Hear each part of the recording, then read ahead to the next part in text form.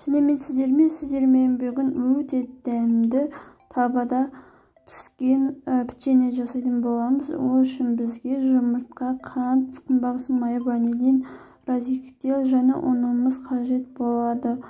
Осылай ұнымызды салғаннан кейін үстіне 2 жұмыртқамызды құйып, сосын күнбағыс майын құямыз. Сосын венчикпен кішкене араластырып аламыз. Содан кейін қалған ингредиенттерімізді қосамыз.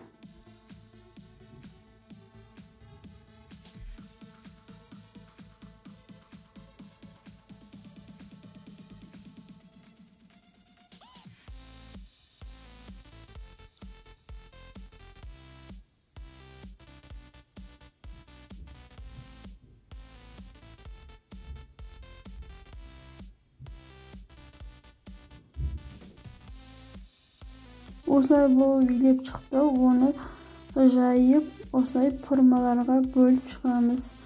Осылай табамызға салып, пісіріп аламыз. Осы дайын болды. Ұнаса лайк қалдырып, пікір жазыңыздар.